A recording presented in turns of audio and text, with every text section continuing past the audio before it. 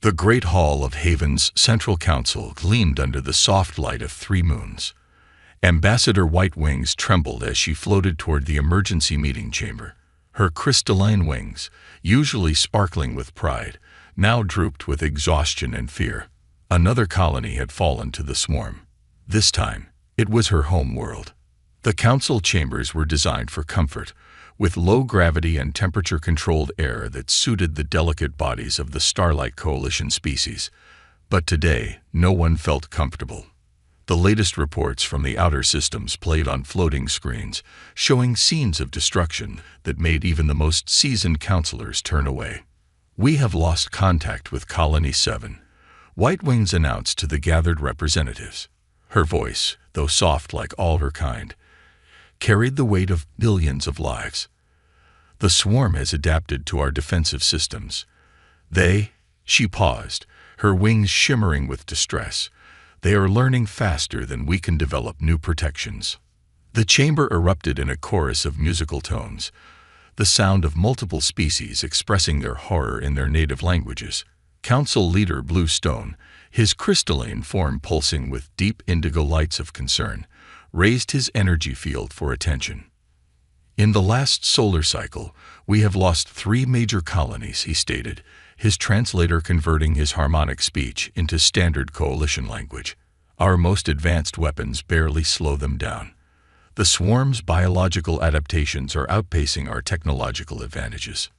White Wings moved to the central platform, her wings spreading to display the latest tactical data. "The swarm has developed a new strain," she reported. "Their carapaces now resist our energy weapons, and their numbers." She didn't need to finish. Everyone could see the exponential growth curves. In the back of the chamber, Research Director Clearmind cleared his throat, a sound like tinkling crystals. There might be an option. All eyes turned to him. "In our deep space surveys, we found a quarantine system. The inhabitants are—" He hesitated. "Different." "Different how?" Bluestone asked, his color shifting to curious yellow. Clearmind activated his own display, showing a planet that made several counselors recoil. "They call it Earth. It's a death world, with crushing gravity, extreme temperature variations, and highly volatile weather patterns. But the inhabitants, they don't just survive there. They thrive." The display showed images that seemed impossible. Beings moving under their own power and gravity that would crush most coalition species. Creatures that continued functioning in temperature ranges that would shatter their crystalline forms. Beings that actually seemed to enjoy physical exertion. "Deathworlders," someone whispered, the word carrying both fear and awe. "They're savage," protested Council Member Greenleaf. "Their history is full of conflict. They fight among themselves." "Exactly," Clearmind replied. "They understand combat in ways we never could. They've developed technologies and tactics we never needed. And most importantly," he paused for effect, "they have something we lack: physical resilience." White Wings felt hope stirring for the first time since the swarm appeared. "Can we contact them?" "We've been monitoring their communications," Clearmind explained. "They've achieved faster than light travel. They have a unified planetary government, though they maintain separate nations. And they have something else." He displayed more images, showing massive ships bristling with weapons. "They maintain a standing military force. They call it the United Earth Fleet." Bluestone's color shifted rapidly between worried purple and hopeful green. "The quarantine protocols will doom us all if we maintain them," White Wings interrupted. "I've seen what the swarm does to our people. If these humans can help us, we must try." The debate raged for hours, but in the end, desperation won over caution. White Wings found herself at the primary communication array, composing a message that would change the galaxy forever. "To the people of Earth," she began, her translator working to convert her harmonic language into Earth's most common digital formats. "We are the Starlight Coalition, and we face extinction. We have observed your strength, your resilience, and your determination. Our people are dying. The swarm consumes our worlds. We need. She paused, knowing the next words would shatter thousands of years of coalition protocol. We need warriors.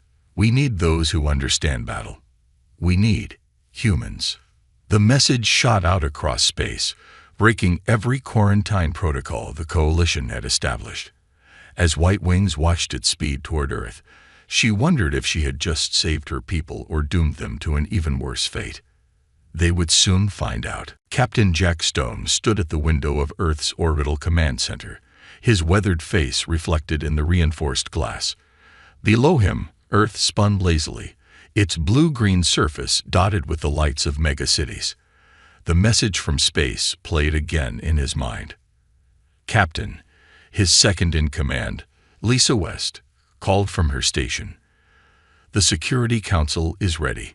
Stone turned away from the window, his boots making solid thuds against the metal floor, a sound that would have made the coalition aliens flinch.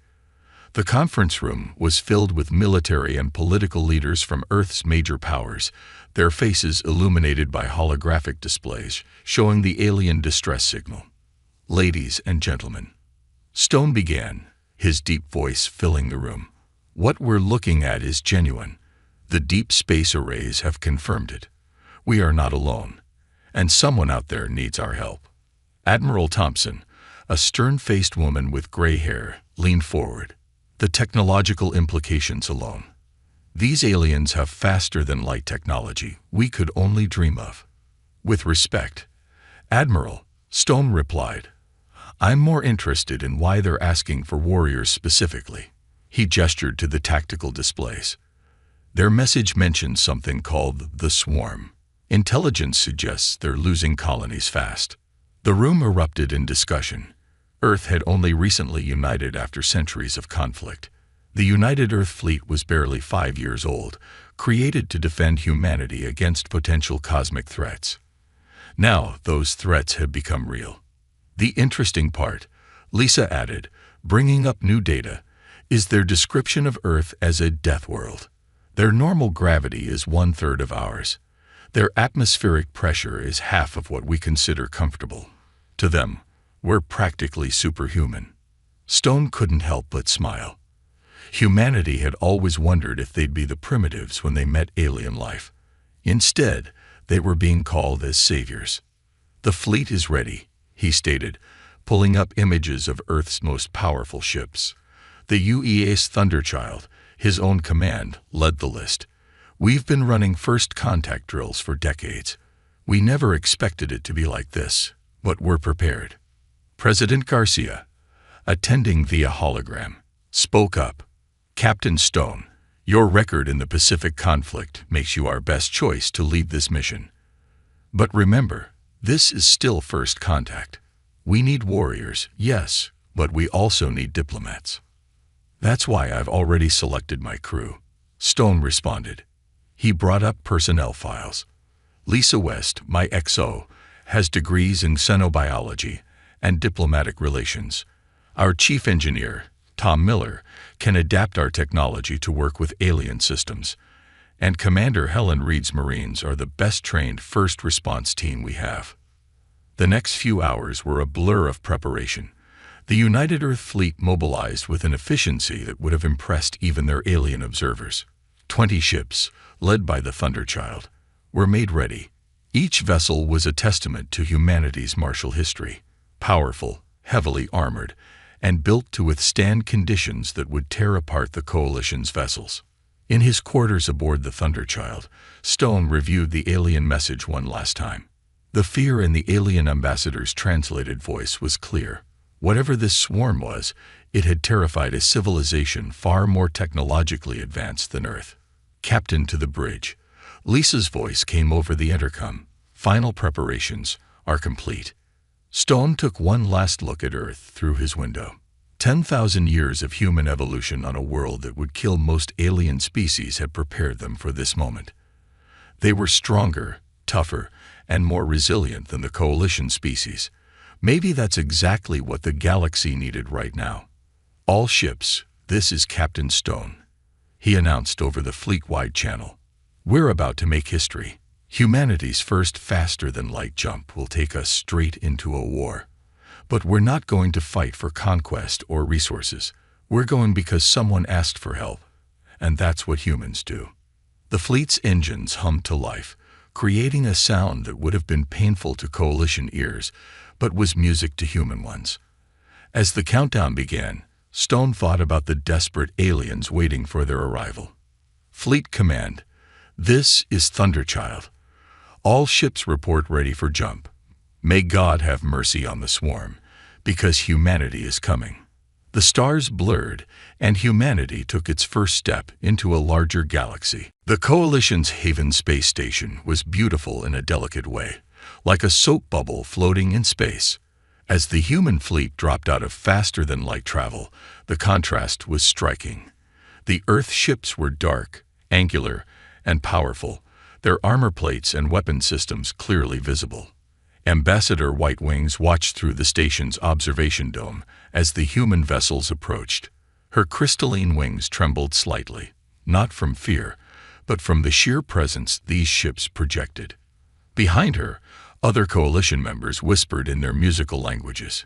Their ships, Clear Mind observed, they're built to withstand impacts that would shatter our vessels. The communications channel crackled to life. Haven Station, this is Captain Stone of the UES Thunderchild. Request permission to dock. The docking procedure itself caused the first of many cultural shocks. The human ship's maneuvering thrusters, considered dangerously powerful by Coalition standards, made precise adjustments with ease. The docking clamps had to be reinforced just to handle the mass of the human vessels. When the airlock cycled open, White Wings and the welcoming committee got their first look at actual humans. Captain Stone led his team, walking with what seemed to the aliens like incredible heaviness. Each step that should have crushed the deck plates somehow didn't. Behind him, Lisa West carried what appeared to be heavy monitoring equipment with casual ease. "Welcome to Haven," White Wings said through her translator. We are grateful for your response to our call." Stone smiled, an expression that showed teeth, something that would have been a threat display among some Coalition species. But his voice was gentle. "We're here to help. Though I have to admit, your artificial gravity is a bit light for us." Lisa checked her equipment. "It's set to about 1/3 Earth standard, Captain." The Coalition members exchanged glances. What they considered normal gravity was barely enough to keep humans anchored. As if to demonstrate this, Commander Reed, who had joined them, accidentally pushed off too hard while walking and had to catch herself before she floated away. "Perhaps we should move to the reinforced conference room," Clear Mind suggested. "It's been prepared for your physical requirements." The human delegation followed their hosts through corridors that seemed to them to be made of glass and light. Coalition members they passed stopped and stared, some retreating into side passages. The humans' solid forms and confident movements were unlike anything they had seen before. The conference room had been hastily modified with stronger chairs and increased gravity. As they settled in, White Wings activated a holographic display showing the swarm's advance across Coalition space. "They adapt to everything we throw at them," she explained. "Our weapons, our defenses, even our attempt to negotiate. They just keep coming, consuming everything in their path." Stone studied the tactical display with experienced eyes. "Their pattern suggests a hive mind structure. Hit them at the center, and the rest might fall apart." He turned to Lisa. "What readings are you getting?" Lisa consulted her instruments. "The swarm's biological signatures are fascinating. They're silicon-based, not carbon like us. And their atmospheric requirements." She looked up. "They need even less gravity than the Coalition. High-pressure environments would crush them, just like Earth's gravity would," Commander Reed added with a predatory smile. The meeting continued for hours. The humans learned about Coalition technology, their faster-than-light drives, their energy weapons that could reshape matter itself. The Coalition learned about human endurance, their immune systems that could fight off most alien diseases, their ability to survive in environments that would kill most species in the galaxy. Then the alarms started. Swarm ships detected. The announcement cut through all languages. Multiple vectors, approaching at combat speed. Stone was on his feet instantly, his movements powerful even in the low gravity. How long until they reached the station? 20 minutes, White Wings answered, her wings flickering with fear. That's 19 minutes more than we need. Stone activated his comm. All Earth ships, battle stations. Time to show the galaxy what Deathworlders can do. As the humans rushed to their ships with incredible speed, White Wings watched them go. For the first time since the swarm appeared, she felt something new. Hope. The Deathworlders had come, and they moved like warriors born. The swarm ships emerged from hyperspace like a cloud of metallic insects, their biomechanical hulls gleaming in Haven's triple moonlight. But this time, instead of finding helpless coalition ships, they faced the dark, solid wall of Earth's battle fleet. All ships, combat formation Delta. Captain Stone's voice cut through the comm channels. They want to see what humanity can do. Let's show them. The Thunderchild's engines roared to life, a sound that made coalition observers cover their sensor organs. Human ships moved with impossible speed for their size, their reinforced hulls shrugging off the light gravity fields that would have disrupted coalition vessels. Swarm launching biological weapons, Lisa reported from her station. Some kind of spore cloud. Stone didn't even flinch. They don't know about human immune systems yet. Activate point defense systems and launch fighters.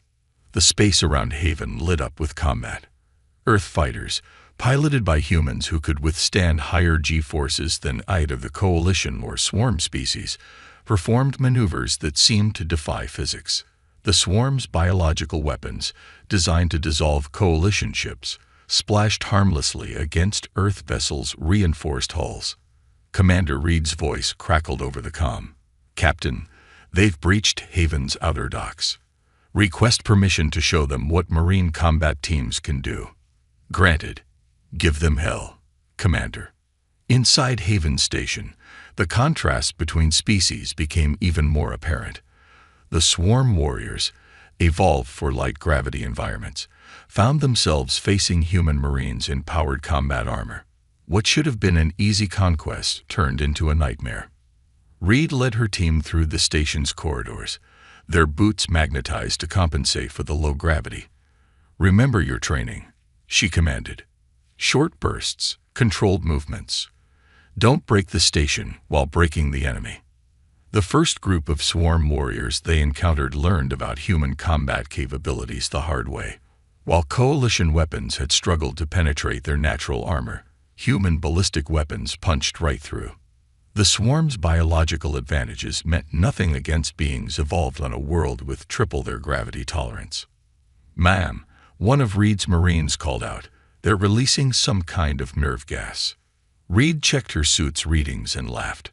"Their biochemistry is so different from ours it can't affect us. Keep pushing forward." In space, the battle continued.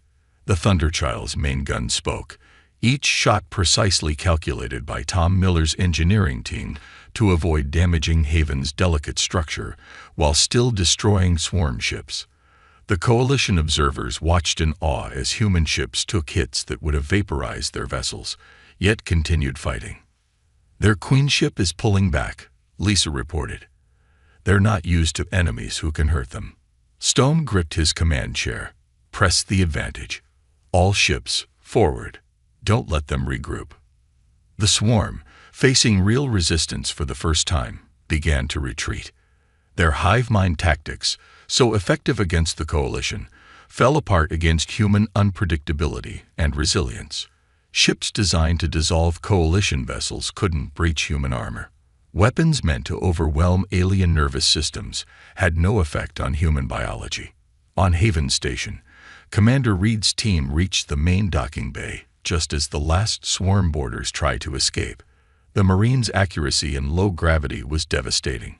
Not a single shot damaged the station's structure, but every swarm warrior fell. "Haven is secure," Reed reported, her voice calm despite having just fought through dozens of alien warriors. The enemy is in full retreat. The battle was over almost as quickly as it had begun. As the swarm fleet disappeared into hyperspace, leaving their dead and wounded behind, the coalition members emerged from their shelters to find their station virtually undamaged and their human protectors barely winded. White Wings approached Captain Stone on the bridge of the Thunderchild, her wings shimmering with emotion. You drove them off. Decades of fighting, and you drove them off in one battle. Stone shook his head. We drove them back, not off. They'll return, probably with new adaptations, but now they know something they didn't before. He smiled grimly. They know that the galaxy has teeth now, human teeth. As coalition cleanup crews began repairs, supervised by human engineers, the message spread across their worlds. The Deathworlders had not just survived their first battle with the swarm, they had won it decisively. For the first time in years, the coalition dared to hope. In the weeks following the Battle of Haven, the station's laboratories became a fusion of human and coalition science. Tom Miller and Anna Black, Earth's top engineers, worked alongside coalition scientists, combining their different approaches to warfare. Their technology is amazing, Anna said, examining a coalition energy weapon. But they never thought to add stabilizers for high-gravity environments. She lifted the delicate weapon with careful hands. No wonder they couldn't hit the swarm effectively. Tom nodded, his fingers dancing over a holographic display. And look at their ship designs. Beautiful, but one good impact would shatter them. We need to combine their energy tech with our armor. The coalition scientists watched in fascination as the humans worked. Where their own people needed anti-gravity assists to move, humans carried heavy equipment with ease. What they considered dangerous radiation levels, humans shrugged off as minor inconveniences. In the command center, Captain Stone and White Wings studied the tactical displays showing swarm movements. Their regrouping year, Stone pointed to a dark region of space. The Dark Nebula. Perfect hiding spot. Unless you're a species that can handle the radiation. White Wings' wings flickered with concern. The nebula's radiation levels would kill most coalition pilots in minutes.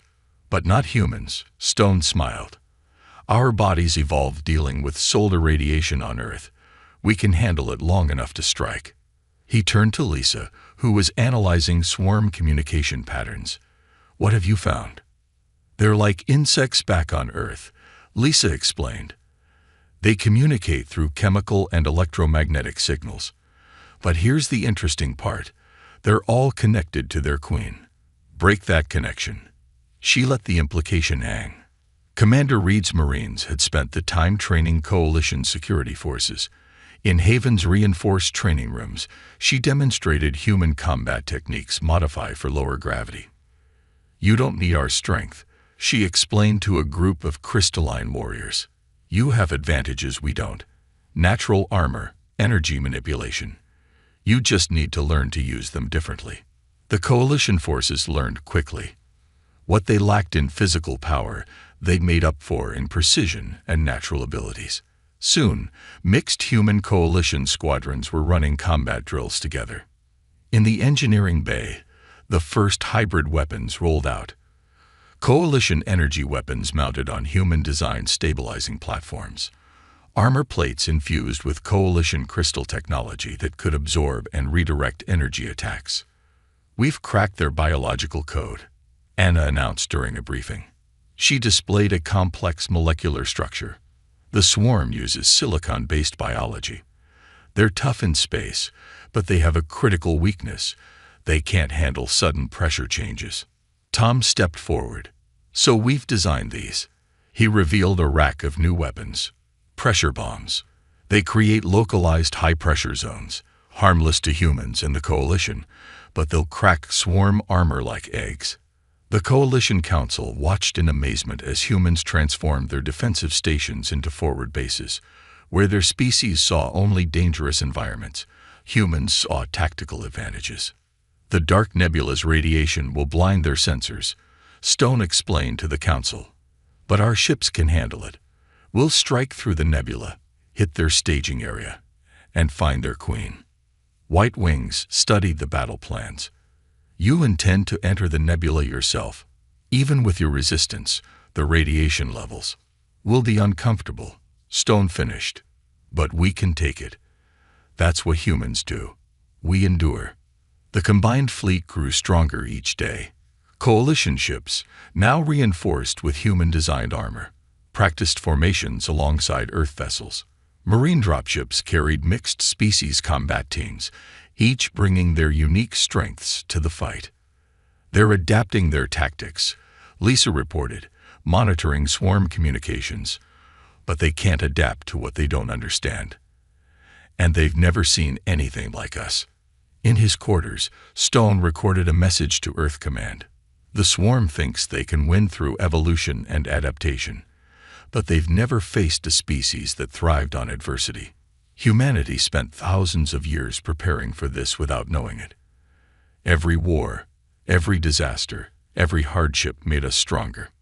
He looked out at the fleet preparing for battle.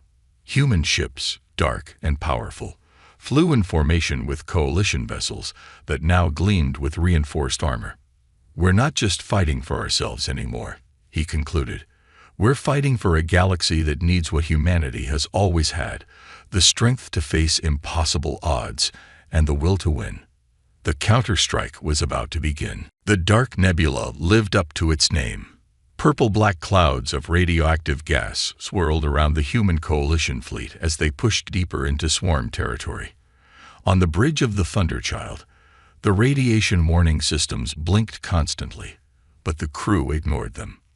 Radiation levels rising, Lisa reported calmly. Coalition ships are holding together with the new shielding, but they can't take much more.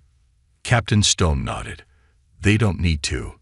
We just need to get them close enough. He activated the fleet-wide comm. All ships, maintain formation. Coalition vessels, prepare to launch on my mark. The plan was risky, but it played to everyone's strengths. The coalition ships, with their superior speed and maneuverability, would strike first. The heavier human vessels would follow, using the chaos to push straight to the heart of the swarm's nest. Commander Reed's voice crackled through the comm. Marine teams ready, sir. Mixed squads are in drop pods. The nebula began to thin, revealing their target. A massive organic structure floating in space. The swarm's main hive was bigger than anything they'd seen before, a twisted mass of biological and mechanical parts that pulsed with alien life. Now, Stone ordered. Coalition ships burst from the nebula like shards of crystal, their new weapons blazing. Enhanced by human engineering, their energy beams cut through swarm defenses with unprecedented power. The swarm responded immediately, but their usual tactics failed against the modified shields. Second wave, launch. Stone commanded. Human warships emerged from the purple clouds, their point defense systems clearing paths through waves of biological weapons.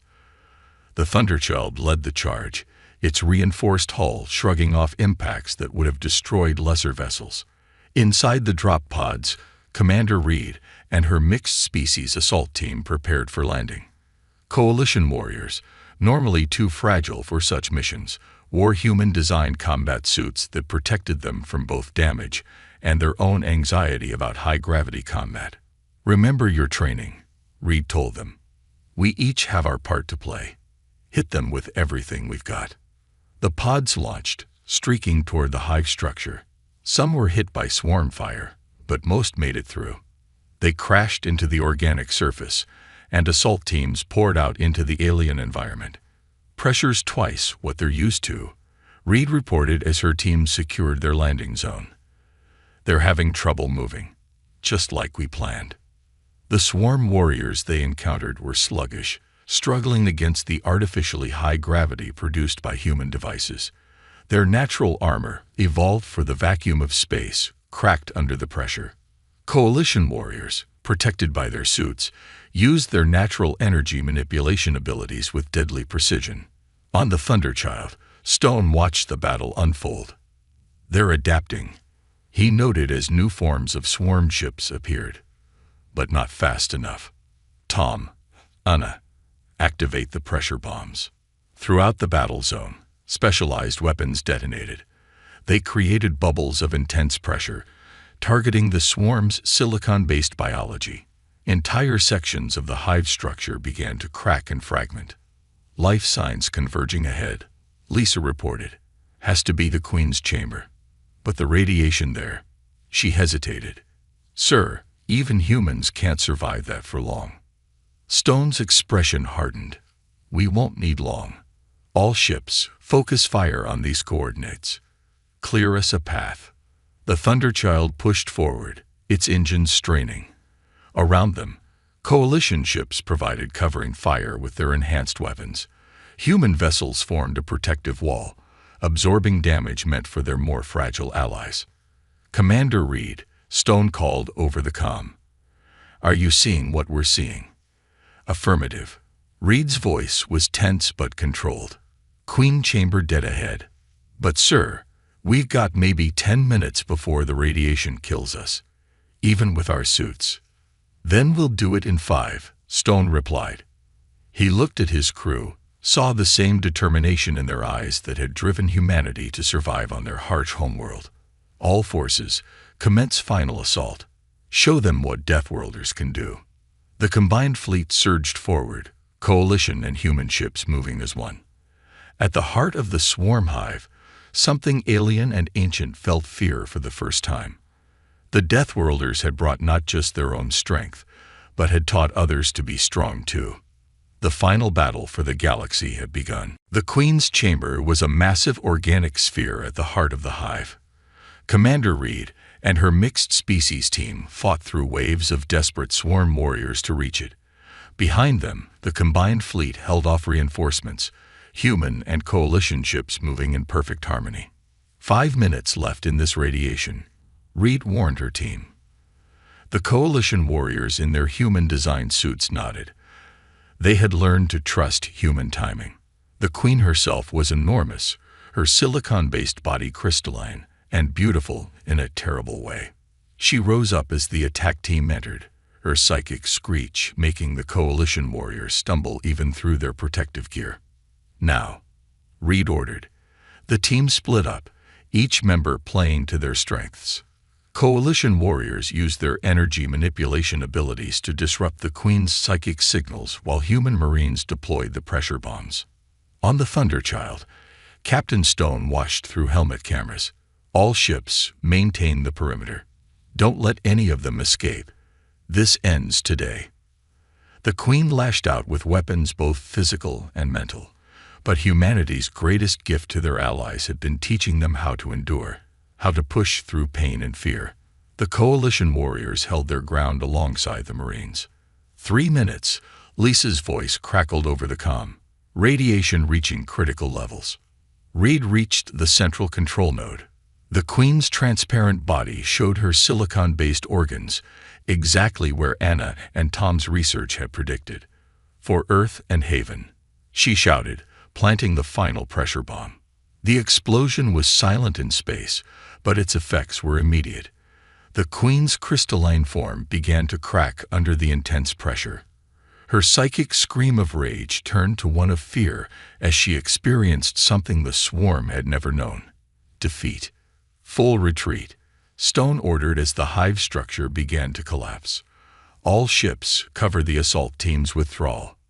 The Queen's death sent shockwaves through the entire swarm. Without her control, their perfect coordination shattered. Ships crashed into each other, warriors turned on their own kind, and the mighty empire began to tear itself apart. Days later, in Haven's Great Council chamber, humans and coalition members gathered to mark their victory. The room had been modified to accommodate both species comfortably, stronger furniture and higher gravity for the humans, while coalition members used their floating platforms. The swarm is not destroyed, White Wings announced, her wings shimmering with joy despite the serious words. But they have fled beyond the galactic rim. Their hive mind is broken, their queen dead. They will need centuries to recover, if they ever do. Captain Stone stood beside her, still slightly radiation burned but healing. More importantly, we've all learned something. The Coalition has learned that physical fragility doesn't mean weakness. Humanity has learned that we're not alone in facing the universe's challenges. And the galaxy has learned, Clear Mind added, that strength comes in many forms. The swarm thought adaptation was everything. But they never understood that true strength comes from working together, from combining different abilities. Lisa presented the final analysis. We've confirmed at least 30 other civilizations watching this conflict. They all saw what happened when the Coalition called, and humanity answered. Let them watch, Commander Reed said, her wounds from the final battle already healing thanks to human medical technology, combined with Coalition energy therapy. Let everyone see what happens when you threaten a world under human protection. The celebration spread across Coalition space. On 1,000 worlds, beings who had lived in fear now looked to the stars with hope. The sight of human ships patrolling alongside Coalition vessels became normal, a symbol of a new era. In his quarters on the Thunderchild, Stone recorded his final log about the war. Earth asked me what we gained from this alliance. The answer is simple. We gained a galaxy of friends. The Coalition asked what they gained from calling humans. They gained more than protectors. They gained teachers who showed them their own strength. He looked out at Haven's 3 moons, now familiar and beautiful to human eyes. We're not just Deathworlders anymore. We're not just warriors. We're guardians of a galaxy that's learning to be strong. And any future threat will find not just humanity waiting, but a united galaxy ready to fight back. The age of isolation was over. The Deathworlders had come to stay, and the galaxy would never be the same.